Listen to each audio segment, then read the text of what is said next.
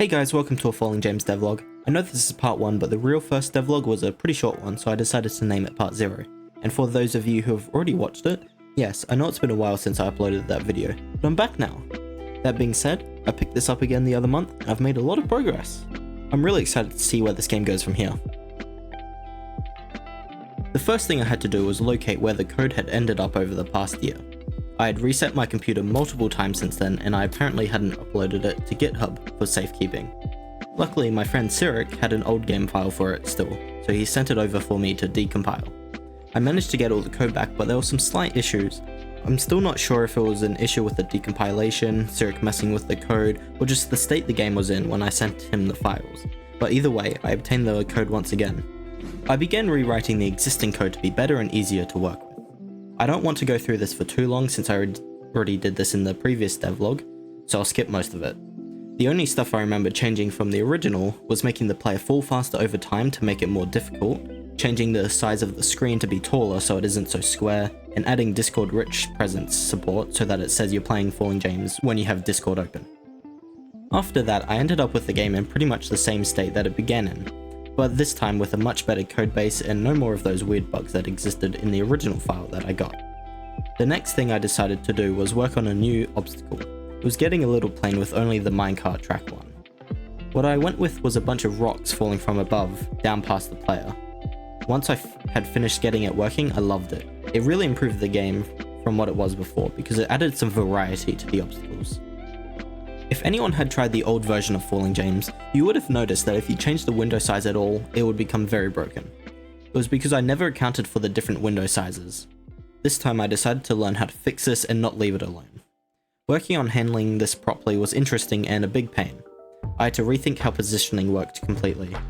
Instead of the positioning being tied to the screen, the top left of the window would be X0, Y0, and the bottom right would be X400 and Y400, it was tied to world coordinates. This way I would need to create a camera and set the position, and it would show part of the game's world that I wanted to display on the window. One of the issues I encountered with this though was converting the camera coordinates to the world coordinates for the player. It would keep being slightly off from where it should have been, and the player would keep trying to escape from the screen. He was a bit camera shy, but he ended up getting over it with a bit of help. Another issue I had was the rocks would sometimes spawn outside of the map. It was still tied to the screen size and wouldn't properly account for the walls. Speaking of rocks, these new textures rock. A huge thank you for SlyFox for making these brand new textures for Falling James. They look absolutely amazing. With these it started to look like a proper game. James had a big improvement as well, and he even has an animation now. On top of these textures, he made an icon for the game too, which looks really good. If you guys would like to see more of his stuff, you can check out his ArtStation page or his itch.io page. You can find the links to these in the description down below. Once again, thank you for these amazing textures. Since the new textures included a cool background for the sides of the screen, I was now able to fill in the gaps when the screen was stretched out. I ended up making a mistake while working on this though, and trying to contain the sprites for both sides in a single list and using math to figure out which sprite goes where, instead of having a list for each side. This cost me a couple hours of my time for absolutely no benefit.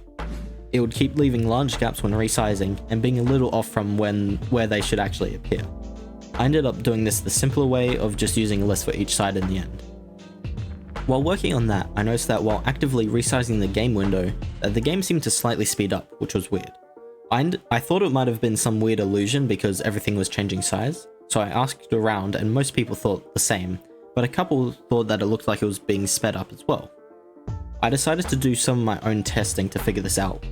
The movement of all the parts in my game were tied to the delta time. The delta time is the time between the last frame that was rendered and this new frame. It basically helps keep everything moving at the same rate. If two people had very different frame rates, everything would still move at the same rate, instead of one being really slow and one being launched into space. I didn't do anything to mess with the delta time, so I didn't think it would be that, but I checked it out just in case, and it turns out that was the problem. When the game window was resized, it would render a new frame, but that new frame wasn't counted towards the delta time. That caused the delta time and the frame rate not to be in sync anymore. This issue is possible to fix on my end, but the problem came from the framework that I was using.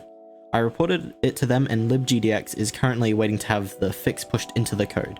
If you would like to see more information about it, I will have a link to the issue on the GitHub in the description below.